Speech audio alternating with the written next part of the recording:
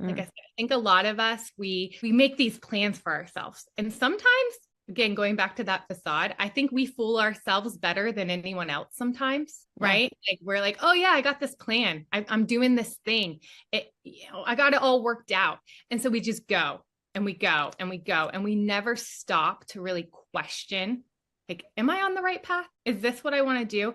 And I think COVID made a lot of us stop dead in our tracks. Yeah, it's the power of the pause, right? I mean, Yes. to be able to kind of reevaluate. You didn't have a choice. You had to stop. Had to stop, didn't have a choice. And so the first time I think in my adult life, I stopped and I said, oh, okay. You can have permission right now just to be still a little bit. And I, like everybody else, was feeling worried. What is next? Welcome to Her Unshakable Confidence with dynamic mother-daughter duo Simone and Olivia Knego, where they discuss the secrets of transformation and how to build bold confidence and unwavering resilience. From intimate conversations with inspiring guests to sharing their personal journeys of triumph and challenge, Simone and Olivia create a supportive space where every woman is encouraged to rise above her fears and love the woman in the mirror. Tune into Her Unshakable Confidence and join this special journey of connection and growth. It's like catching up with old friends who inspire you to be bravely and uniquely you. Thank you so much for joining us on this week's episode of Her Unshakable Confidence. I'm Simone Knego. And I'm Olivia Knego. And we have a special guest with us today, Lena B. Taylor. Lena is a visionary content creator, lifestyle expert, and the dynamic force behind the internationally acclaimed YouTube channel, Flipping Gorgeous. With over 20 million views worldwide and nearly 500,000 social media follows, I would love to have that many social media followers. Lena's influence extends far beyond the physical walls of a home.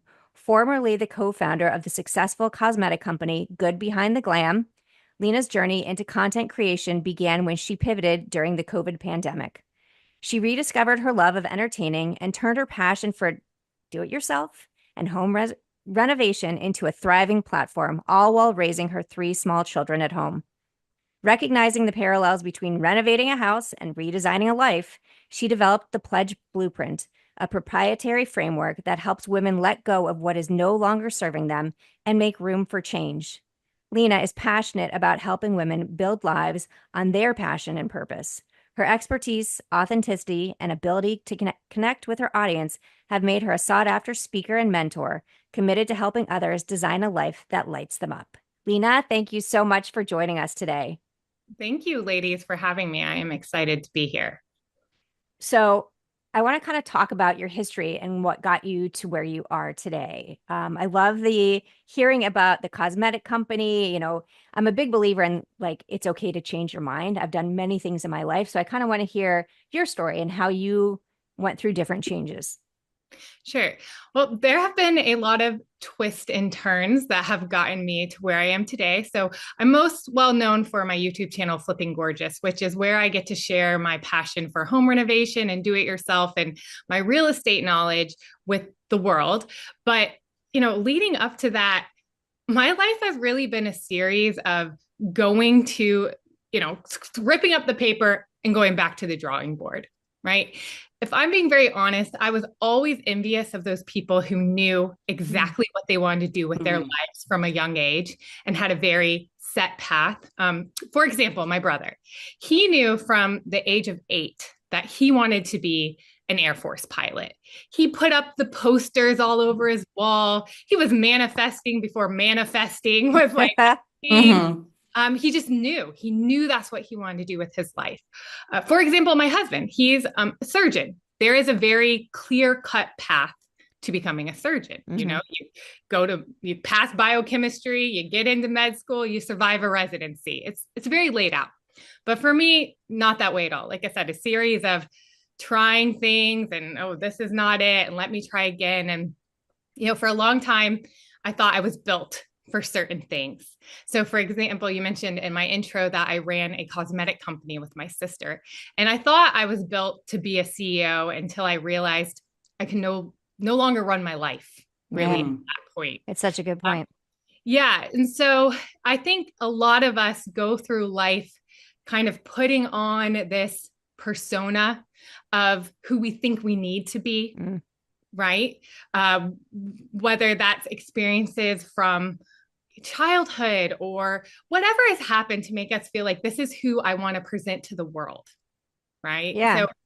So I spent a lot of time presenting a version of myself who was probably not authentically me. But I thought, you know what? If I can put up this facade and present this to the world, I'm going to be more accepted and I'm going to be liked. And so I think a lot of us go around or spend a lot of our lives kind of doing that. And, the outside doesn't quite match the inside. I 100% agree. That was me for many, many years. And, it really took a moment where I said, this isn't me, right? I had to challenge myself to do something different, and doing something different, doing something that I never thought I could, was what really made me realize what I'm capable of. So was there a specific moment that you said, okay, this isn't me? Or is it just that things kept building and you said, okay, I'm done with this? When my sister and I started this company, it was for a really good reason. It was called Good Behind the Glam. We wanted to do something together. We're best friends, right? Like we've always dreamed of doing something together. My sister's passion is skincare and makeup. She's a professional, professional makeup artist at the time. And so I thought, well, I like building things. I think I'm more, I had taken on I'm the achiever persona. And I thought, well, we can do this together. And it started out, like I said, really good intentions. We had this mission of wanting to give a portion of everything back to help women in need. We founded it in honor of our late mother. So again, I think we always start out with really good intentions, but we kind of lose sometimes along the way the vision that we had, or different opportunities are presented and we don't have kind of that blueprint to reference back and go, wait, does this fall in line with the bigger vision? So it started out with good intentions. And like I said, it kind of morphed into something that neither of us expected it to. So now I'm at home with 3 small kids. It was a great idea to start a company while I have 3 kids under the age of 4. The sleep deprivation certainly made that decision. And I just honestly woke up one day and I realized I had become completely unrecognizable, right? My health was deteriorating. My relationships were really struggling, especially like my sister and I here. Now we were business partners and business consumed our relationship. Everything we talked about was the business. We were no longer really best friends. I wasn't who I wanted to be for my husband or my children. And I just really had this realization that I've got to make a change. I can't keep going on like this. And again, it was one of those things where it was like, I have to go back to the drawing board. And whatever I decide to do next, I need to have a really clear vision of where I'm trying to go so that I don't get off track. And I really need to make sure that it aligns with the things that are most important to me in life. And so it's kind of just that buildup of multiple years of running this and then just getting to a point where it was like, I have to make a change. And then COVID happened. Is that kind of, and then we're all home and figuring out what to do next? Why did the DIY emerge out of that, I guess? Okay, so COVID happened. We're running this business. I had been a licensed real estate agent for like nearly a decade, but I'd stepped away from real estate because my kids were small. And I realized like, hey, the only houses I really need to be concerned about right now is my house, right? And the small children in it. So again, the good intentions of let's start this online business. We can run it from home. And then COVID, we sold a lot of our products to retailers, like smaller boutique shops. So when COVID happened, a good amount of those orders went away. And then it was kind of like we were kind of moving along a little bit slowly. The sales were there. The business was still there. Again, my sister and I, neither were feeling very passionate about what had become. So even though we were doing it, we weren't pouring into it the way we should. And then when COVID happened, I think it gave me the first time to ever kind of stop and sit still. Like I said, I think a lot of us, we make these plans for ourselves. And sometimes, again, going back to that facade, I think we fool ourselves better than anyone else sometimes. Right. Like we're like, oh yeah, I got this plan. I'm doing this thing. I got it all worked out. And so we just go and we go and we go and we never stop to really question, like, am I on the right path? Is this what I want to do? And I think COVID made a lot of us stop dead in our tracks. Yeah. It's the power of the pause, right? I mean, to be able to kind of reevaluate. You didn't have a choice. You had to stop. Had to stop. Didn't have a choice. And so the first time I think in my adult life, I stopped and I said, oh, okay. You can have permission right now just to be still a little bit. And I, like everybody else, was feeling worried. What is next? Oh my gosh, I'm at home with my 3 small kids. You're telling me I can't go anywhere for multiple weeks. Like I was scared. I was a little nervous. I thought, am I going to be able to make it through this? And we all remember those lockdown orders, right? Like shelter in place, keep your distance from friends and family, but it's totally okay to go to Home Depot. You are so right. Yes. Yeah. That was necessary. So I found myself with the rest of the world, at Home Depot, and let me take on these house projects that have taken, they're on the back burner because I'm running this business with my sister. I'm, raising my kids. I still have my foot in real estate at that point. And then I thought, you know what, I'm just going to start painting this dining room. And I thought, you know what, this is the first time painting this dining room. I'm not worried about the pandemic. I'm not worried about what's coming next. My brain has kind of turned off. I'm just lost in this creative process. And I had made videos before. Like I said, my real estate career came before the business with my sister and then got put back in the back burner. But I had always made videos, and I didn't feel real passionate about making videos for the cosmetic company, but I made some videos for that. And I thought, you know what, I'm just going to pull out my phone and maybe I'll encourage someone to find their wall, right? Like paint a wall, and not, figuratively. Right. So maybe your thing is organizing. Maybe your thing, whatever that thing is, that's going to help you just get grounded back to yourself, not worry about maybe what is coming next. And I just started filming my projects and kind of sharing them in this inspirational way of like, hey, I'm a mom of home at 3. This is my creative outlet. This is how I'm, getting through this time, or here's what I'm doing. And like those first DIYs were really bad. Like, that's fun though. I'm a little embarrassed about them, but it wasn't, that wasn't my goal and my mission. My goal was really, how can I help inspire? How can I help some other moms who are probably going through what I'm going through right now? Feeling like I'm worried, what's coming next. I don't do anything creative for myself anymore. And so I think for me, going into the DIY projects, even if it was just painting my living room, and you remember you couldn't get furniture back in the pandemic. Yeah. Right. So you couldn't get furniture. So we needed like a dining room table. We needed a dresser. And so I started buying pieces of furniture off Facebook Marketplace and flipping these and, flipping them for myself in my garage. But again, it was just the time of the day where I got completely lost. I felt like myself. I wasn't worried about what was coming next. I got to be creative, and it really helped me recognize like, oh, I'm actually more creative than I thought I was. For a long time, I compare yourselves to people, and we overlook our own gifts because we're comparing ourselves to others. And so, like I said, my sister is an incredibly talented makeup artist, but she's an incredibly talented artist in general. So growing up, I thought, well, she's the creative one. She's the artistic one. I'll be the hardworking one. I'll be the achiever. I'll be, the money maker. And so I never thought of myself as creative. So getting these opportunities to like work with my hands and transform pieces of furniture and transform rooms helped me to realize like, oh, well, that's my version of creativity. And I think we're all creative.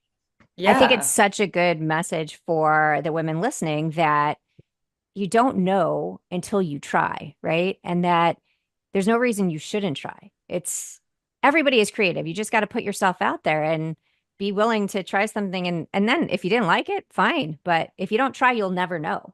Yeah, and also off of that, I think what you said before was really important about like I am this, like I am just the hardworking one, I am just the creative one. Like we're not simple pieces of paper. We're so three-dimensional, four-dimensional on what we like. And so you can't really just define your personality by one thing. And so even if you are the type that's creative, you're not just creative, you're probably also hardworking. Exactly. And I think sometimes what we categorize as creative limits a lot of actual creativity. Like, for instance, I have a girlfriend, she can do like amazing things with Excel spreadsheets, right? Like, I can't do Excel spreadsheets. We're going on a girls' trip and she's got it like organized and this broken down. And I'm like, don't you see that's a version of your own creativity? Absolutely. I think allowing ourselves, whatever it is that you get lost in, like I'm not going to get lost in an Excel sheet and think this is the greatest thing.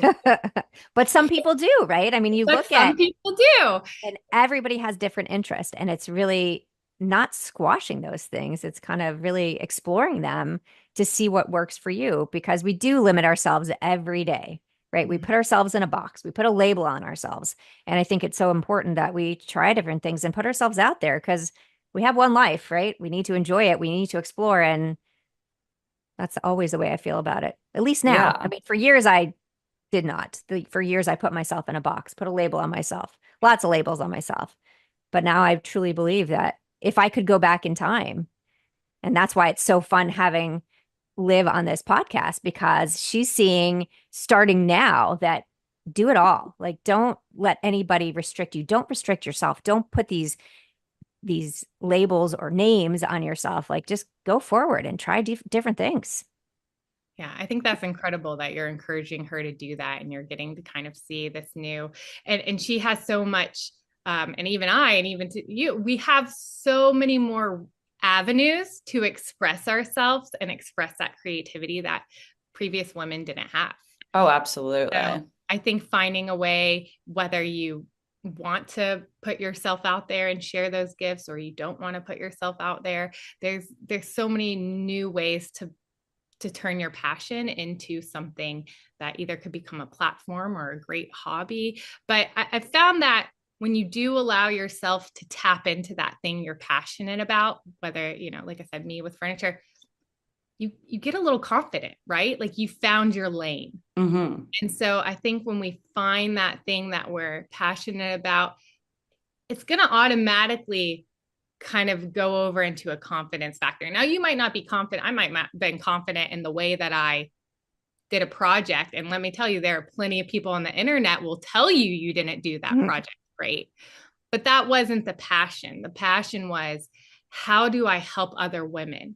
So I'm willing to risk some mean comments on the internet if it encouraged another mom who feels completely lost and she doesn't, you know, make any time for herself. Say, you know what, today I'm going to paint. Today I'm going to go out and garden. Today I'm going to do something that helps me tap into that passion. And I think when we can, like I said, find that thing that we get tapped into and feel passionate about, it just helps build our confidence. And I've also found, like speaking to the pandemic specifically, or just other things in life, is, you know, passion's really the prerequisite for perseverance. So what helped me get through that pandemic was having this passion of doing these things and helping inspire women and putting it out there. And it just became really obvious that my passion was no longer in this business that my sister and I were running.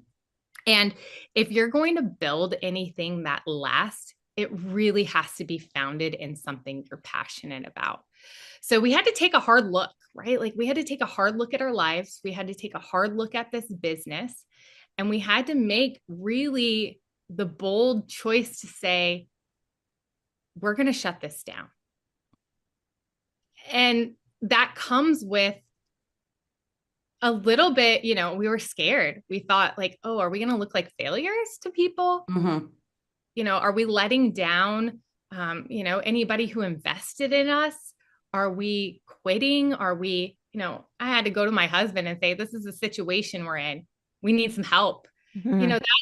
That's not easy to do. But I think when we can be honest with ourselves and go, this is not what I'm supposed to be doing. And similar to a home, you come in and you go, what's the good, the bad, and the ugly? What's got to Mhm. go? Mhm. Sometimes we have to do that to our lives.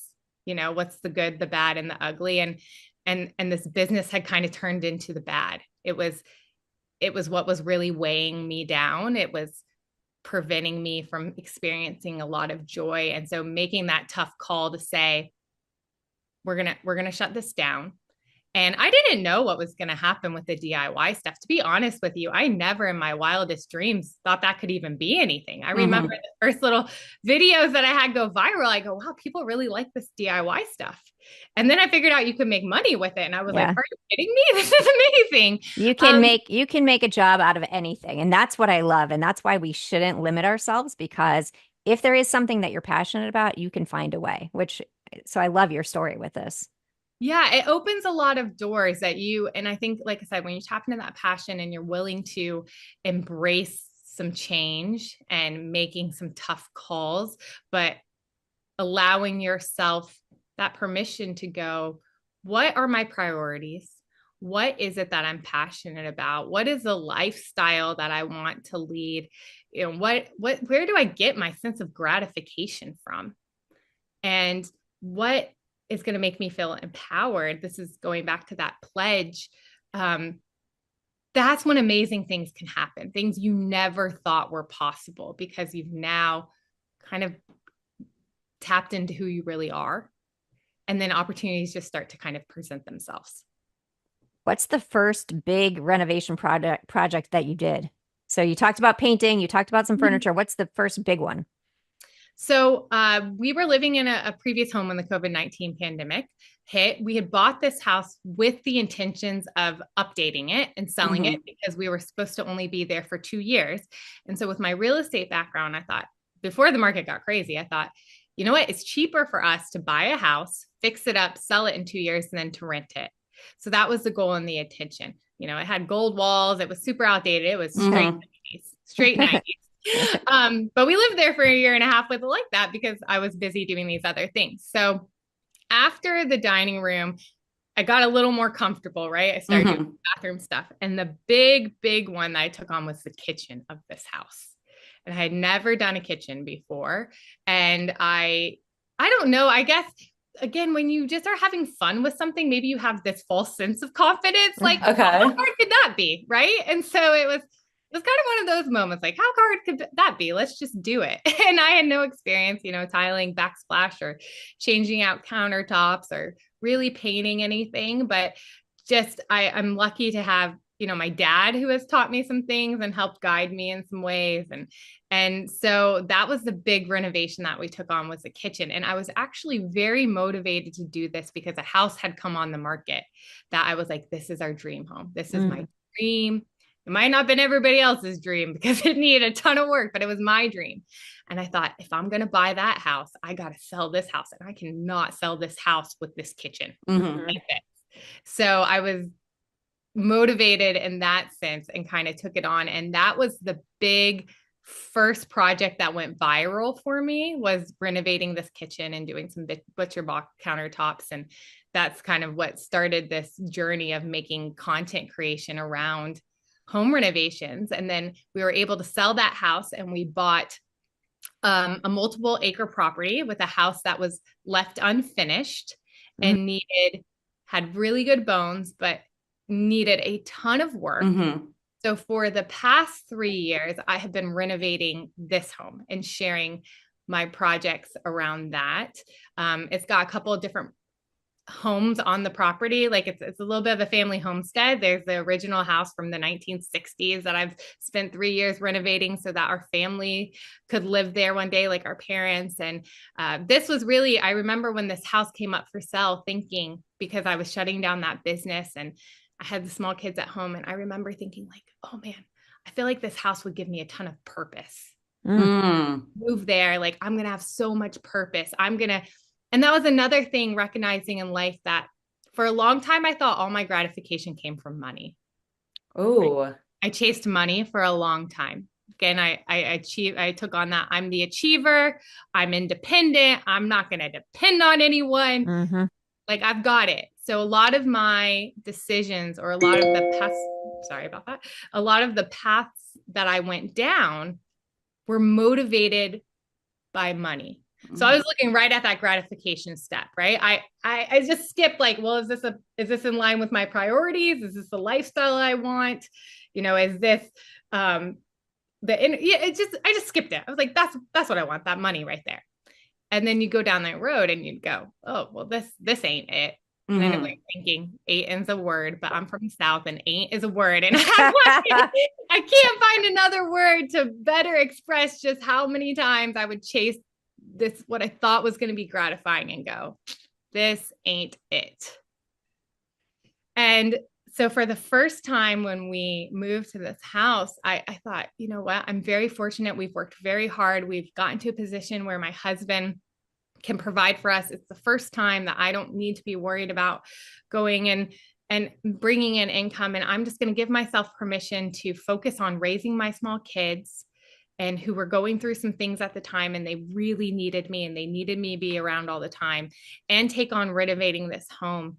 And I got so much gratification out of it. Something that I never thought, something that I denied myself for a long time, right? Like, I'm not going to become this domestic person in a house, taking care of a house and cleaning and organizing and all those things. But it turns out that I really get a lot of gratification from creating a loving, warm, beautiful home for my family. I love that. I think that it's something that I'm not, I am very creative. I'm not a I'm not good at follow through. So I'll start a project and then 16 other things come up. Olivia and I were talking about this the other day. Like there's so many things and it's like, okay, when am I going to finish this? And so I think that I'm hesitant to start things because I'm not going to finish it. Right. And so I'm like, oh, then I'll just hire someone. But that's not the attitude to have. Like the attitude to have is, okay, set the time in your calendar. If you really want to make it happen, make it happen. And so I love that that's what you do. Yeah. Well, it's good that my husband's not popping his head in here because he would tell you there's probably about 10 projects that he's like, Mary, Yeah. you're going to finish that last 10%. It's always the 10% that's the hardest. But I think that's going back to, some people, if you find joy in it, then the task is worth it, right? Sometimes the return is not on money. Sometimes the return on is how did it help me grow as a person? Did I enjoy it? And then so sometimes we have to look at it and say, this is a task, like you were saying, I'm just going to hire somebody out because this is not bringing me fulfillment. It's not adding to my life in the way that I want it to. And then there's sometimes that say nobody else might find this valuable or would get gratification out of it and are going to say, why are you doing that? But I do. There's plenty of people that say, why don't you just hire somebody to do that, Lena? And I'm like, yeah, but it means so much more. Yeah. Do it with my own hands. And so, yeah, that's going back to, I think when you're faced with a choice or you're faced with a lot of tasks or you're faced with making a decision, you kind of have to do that personal ROI, right? Like the personal return on investment that you're going to get from it. And for me, it's the speaking and working with other women because for me, that brings me so much satisfaction. And that's really what I'm passionate about. So I can see how empowering women to do what you're doing, right? And then also speaking to them about it, it really is. It's inspiring. I love it. Yeah, thank you. And that's it's been, like I said, a lot of twists and turns to get here. And I think we all can look back and do some self-reflective exercises and say, what's worked for me, what hasn't worked for me, what should I do going forward? And so I don't think many of us have a straight path in life. And so to get to a point where you found like you're, really passionate about inspiring women, it just goes back to, like you said, just trying a whole bunch of different stuff. So talking about when we were talking about confidence, what does confidence actually mean to you? Because every woman has a different answer. Every person has a different answer. And so we always love to hear, based on your life experience, what confidence means to you. I think confidence is when the exterior that you present to the world matches the interior of what's true to you inside. when you are so confident to say, I'm going to show up in the world like this because it's true to who I am on the inside, versus going back to, this is the facade, this is the persona that I'm going to put out because I think that's what other people want, but truly inside it's not me. So when you can have harmony on the outside and the inside, I think that is true confidence. And I think that what you just said about what people are expecting, I think we have to get past that. I think we have to really think about how we feel and not worry about what anybody else is doing or how anybody else expects us to show up at something. So I'm a big believer that you have to be comfortable in the clothes you wear as well, right? So Mm-hmm. when you're showing up at an event, if everybody is wearing sequin dresses and that's not your vibe, you do not need to be wearing a sequin dress. You need to go there as yourself and not worry what anybody else is doing. And you know what? If they have something to say about it, those are not the people you want to hang out with. Yeah, exactly. I actually really like that example of confidence of like, it's not about other people, it's about you. And I think that we often lose sight of that because people that we like idolize as super confident come off like they're so perfect and they're exactly what society wants them to be. But like that's not what confidence has to be at all. It can just be believing in yourself and what you're doing at the current time, regardless of like how that affects like society. And I think a lot of times the people that you're talking about that come across as so confident, a lot of times they're not. A lot of times Oh it is a no. facade that they have up. Yeah, I mean, from class experience, the people that seem confident, I don't know if anyone was confident in class, to be quite honest, because they make sure you're not. But the people that seem confident, if you talk to them afterwards, oh, because I always try to compliment, we do cold calling in law school. So I always try to compliment someone if I think they did a really good job afterwards. And every single time they'll be like, are you sure? Like, I thought I did horribly. And I was like, wait, no, you did probably the best of today. How do you not realize that? Yeah, it's definitely something we need to work on with people in general. I mean, I talk about women, but even your sister today, she gave a little speech at school in front of it was convocation for so I have 6 kids. I have a son in 12th grade, and so it was their convocation today. And so as a sibling, you get up and give a little speech. And so I texted her afterwards and said, "You did a great job." And she said, "Do you really think so?" And I was like, "Girl, this is the work that I do. The answer is Yeah. thank you. Thank you." I love that you told her that. And, I think when we're in social environments like school settings or, we're around other people, we want that acceptance and we want them to think, yeah, I want what you want. Right. Hmm. And this brings me back to a time in my life in college. I thought that I was moving to New York City and I was built for the bright lights and the big city. And I was going to be a publicist at a record label. This was my dream job, Mm. right? And I landed a super coveted, prestigious internship in the summer to go to New York City and work at the record label, like the biggest one. And this was back in the early 2000s when record labels still really mattered, right? Like there was no Hmm. music out there with Spotify. Like it was the record label. Yeah. And so I land this thing. I'm all like, oh, yeah, I'm going to New York City. I was in the music business program at my college through the business school. And everyone was just like, I can't believe you got this internship. Everyone's just like, that's amazing. They're all, I wish I got that. So I go and the first few weeks are great. Like, I'm like, oh, this is amazing. I'm in the city. I'm just getting coffee for everyone. This is great. Super glamorous. Yeah. But I'm here. I'm in New York City. I'm brushing elbows with celebrities, all these things. And I remember I showed up to work one morning and my job was to really kind of see where our artists were appearing in, back then magazines were still really big or newspapers, Hmm. online website. So my job was to come in and collect all of those for the day to then present it to the publicist. And from down the hallway, I hear like this commotion and screaming. And I'm like, what's happening? I'm like, which artist got arrested? Like, who did what? I'm thinking like something has had to happen. And so my boss just comes storming in. It's like MF for this, MF for that. And I'm like, what's happened? And it turns out that the crisis was a missing nanny, a nanny who needed the day off. because she was sick. And in that moment, it was like I froze. You know, in the movies where you stand still and it's like the room is spinning. Mm-hmm. This was that moment for me in my life. Here, my whole, like since I was 16, I'm saying I'm leaving this small town. I'm out of here. I'm in the city. I'm, you know, I don't even know if I want to have kids. I'm going to Yeah. be so independent, all these things. And in that moment, when I heard her just so upset and how her whole day had been ruined, and that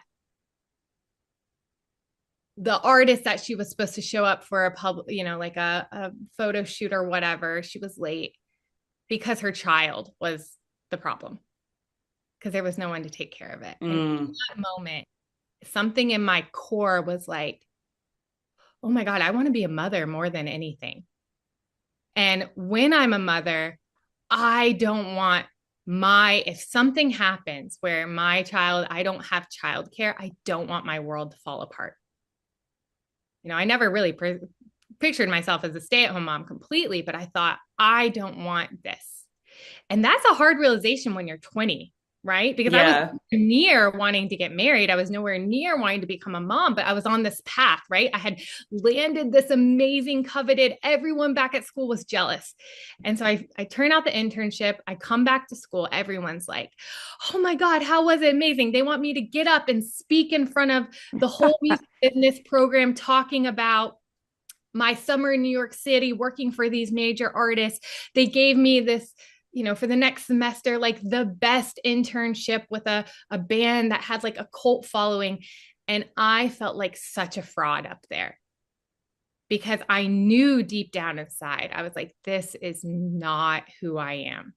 This is not what I want. So going back to here, I was like presenting all of these people wanted this. That's what they wanted. And I was so afraid to go, you know what? I think I want to be a mom.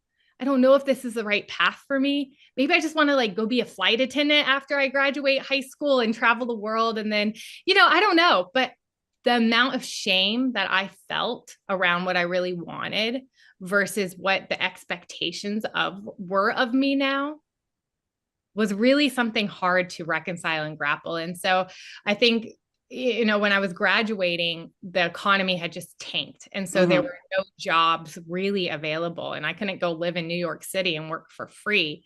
So that was kind of my out of all the pressure of like, oh, I can't believe you didn't go work at the record label, or you didn't go do this, is I had to find a job after college. And again, I found a job that I thought like, well, this pays well and all that, but it still took me a long time to reconcile that, because I remember going back to the record label, you know, later. My husband and I were just about to get married. We had just bought a house that we were going to move into in a small town in Georgia. And I remember going back to the record label because my boss and I still kept in touch, and everyone had just come back from the Grammys. And, you know, they're talking about, oh, we're at the Grammys. The Grammys were amazing. What are you doing, Lena? And I was like, oh, I'm selling real estate in my small town in Georgia, about to get married. I'm about to have the picket fence. And so even though that's truly what I wanted, presenting that in a world that looks so different really made me feel insecure. And so now today to go, you know what? Yeah, no, you can have New York City. I'm good. I'm really good here in Georgia with my kids doing my renovation projects. Like that's a version of confidence that took me 37 years to get to. Yeah. And this is why building confidence is so important, because we should never feel ashamed of what we do or what we want. And the way we enter society, there's like, oh, if you're not doing this, then you're doing it wrong. And that's not real. That's not real. And that's why it's so important that we do show up as who we are, and we do the things that we want to do and not worry about that someone's going to judge us. And I lived like that for years, where I didn't want to tell people that I was a stay-at-home mom, because boy, I got some nasty comments over the years, and you're just like, who are these people to say that? Those are the people you don't want to hang out with. Simple as that. Lena, your story really, really resonated with me, because I think that's kind of exactly what I just went through. I mean, I did my undergrad in New York City. I had a really major internship my junior year summer. And at the end of it, I was like, I hate this. I knew I didn't want to be in New York anymore. I thought I would at least like the degree that I was in, but I was like, this is not me at all. Like, I'm losing part of myself in this, and there's not enough money in it to make me stay. Which, looking back, like, I'm glad that there wasn't money to make me stay because I would have been miserable. And it's cool to hear, like, you now are like, yeah, that's a really, like, you can have New York because I'm still not there. Part of me, I think, is always envious of like, the people that made it, I guess, because you always have this idea of New York, like, oh, you make it there. Like, you make it there, you can make it anywhere, but like some people just don't make it. And for a couple of months now, I've kind of just been holding this feeling like I didn't make it in New York City. Like, and that's why I had to move. But in actuality, it's because I did not like it. It wasn't for me. I tried it and it wasn't me. It goes back to that question, what do you want? Did you Hmm. want to be there?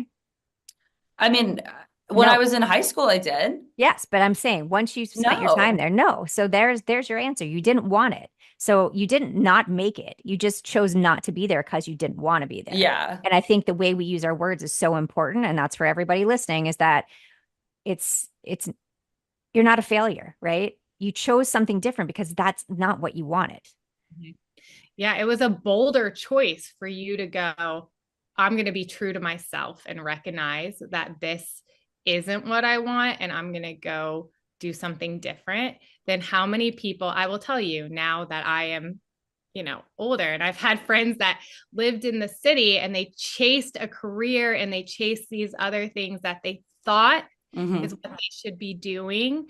And they put that ahead, now are going, oh, what do I have now? Like, what this is Yeah. what I want. And they're feeling like it was too late. Now, everybody, again, it goes back to being true to yourself, right? And having that courage to make those bold decisions to go, this is what everybody expects of me. I just did this big law internship in New York. They're expecting me to go to this big firm, and I'm going to say, actually, that's not it. And I think it is very easy to go, I didn't make it, but that's not true. Hmm. I think you need to reframe it and go, wow, I am confident enough in myself to say that wasn't for me. And I Mhm. think we don't give women permission enough to do that because there's so much pressure from society, whether you're the stay-at-home mom or whether you're the working mom, just allowing people to want something different than you want. Yeah.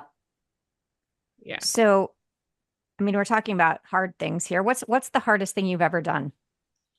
Ooh, the hardest thing that I have ever done is really working on myself and recovering from the loss of my mom. Mm. Now, my mom, she was actually the original Flipping Gorgeous. Okay. So my mom and dad, they renovated houses when I was little. So I was around this stuff growing Hmm. up. She would take me to the design centers on the weekends. Like there was no Pinterest, right? So you had to go to Yeah. design centers. So she was taking us to the design centers. She's taking us through houses, open houses every weekend, getting inspired. She's taken us to look at these gross houses. I'm watching her do the deals and see the vision and be resourceful. And so I watched my mom doing that, and we'd like lay around and we'd look at floor plan books. So that was always kind of in me, right? Like I, from a young age, loved that stuff. But unfortunately, my mom, she had a lot of pressures and she had a lot of things that were on the inside, I think, kind of she was masking, right? She was putting on a facade. Mhm. And she had these things. I found that we tend to have, going back to a parallel of renovating a house, we tend to have cracks in our foundation that aren't our own fault, but like we're responsible to fix. So when a building falls, right? If a building falls and they do it in a way that it implodes, there's debris that falls and the things around it might get hit. They might get, Hmm. if a building topples, right, and falls over, it's complete destruction for those around it. So a lot of us in life have chaos and other things that have happened, and we're the buildings next to the building that fell. And it shakes our foundation and it puts some things in those cracks, right? And I think that's where some insecurity comes from, fear, doubt, anger. They're little cracks. And if they don't get fixed with the right things, we try to fix them ourselves. Whether that's, I'm going to chase the money to fix this, I'm going to chase a relationship to fix this.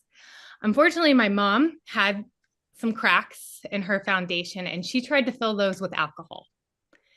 And obviously that doesn't work. And the stressors of life and everything else just kept coming. And those cracks got bigger. So the alcohol to fill them got more or needed more. And so from about the time that I was 8, my mom's drinking really started to deteriorate her, right? And I watched her for the next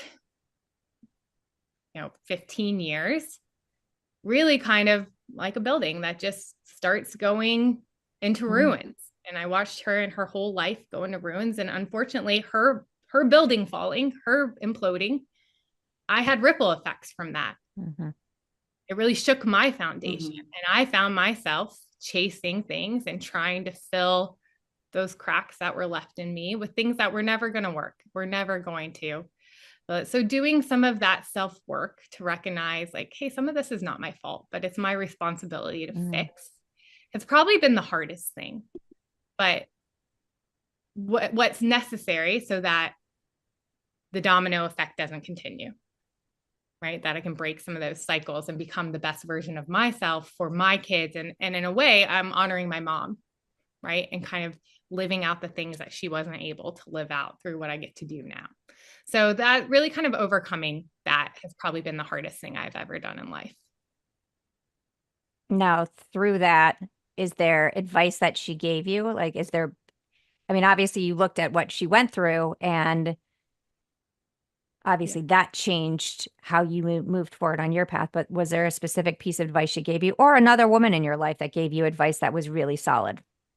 So my mom, she was honestly like the most charismatic person ever. She never met a stranger. And there were so many times in my life that she was helping somebody else, even though she needed a lot of help herself, she was always helping somebody else.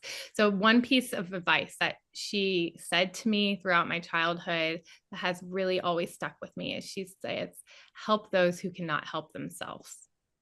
And maybe that's why I still like I feel this calling to want to help other women who need the help, because some of us don't even, we don't know how to fix some things. And so I think she always was looking for how to try to help people. And that really has resonated with me. It's just, help the people that can't help themselves, stand up for the people that can't stand up for themselves. And so that's a piece of advice that she's always said and has always resonated with me, and I've always tried to live by. Such an important piece of advice. So one thing we didn't mention to you is that we always finish off our episode before you tell people where they can find you. Olivia has this fantastic calendar called the Unf Yourself calendar. And we always read a quote from it and see how it relates back to what we talked about on the episode. So Olivia, take it away.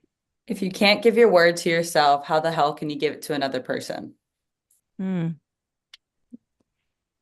Keep the promises that you make to yourself. I think that is such an important piece of confidence, in that it doesn't matter what it is. If you say that you're going to show up at the gym and you don't, it makes you feel like you failed. You didn't fail, right?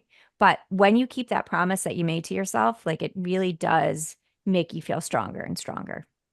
Absolutely. I truly believe that. So thank you so much, Lena. This was fantastic. Where can people find you? You can find me on Instagram at Lena B Taylor. You can find me on YouTube at Flipping Gorgeous.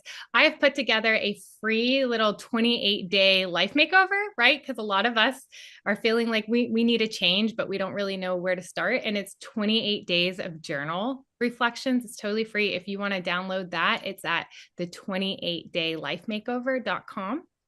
I love that. I'm active on Instagram. If you want to say hello there, that's probably the best place to say hello. And we will have everything in the show notes so people can go on and get her 28 days. And I will definitely download that as well, because always looking for good journaling. So thank you so much for being here with us today. And to all the women out there listening, thank you so much for joining us. Don't forget to leave a review, rate, share us with a friend. If you love this episode, we'd love to have your feedback, and we will see you next time on Her Unshakable Confidence. Always remember that you are unshakable. Bye, guys. Thank you for listening to Her Unshakable Confidence with Simone and Olivia Knego. We hope this episode has made your day just a little bit brighter and given you the inspiration you need to confidently go about your week. Always remember to be authentically you. Don't forget to like and subscribe so you never miss an episode. And feel free to connect with them on Instagram at Simone Knego and at Olivia Knego. Till next time.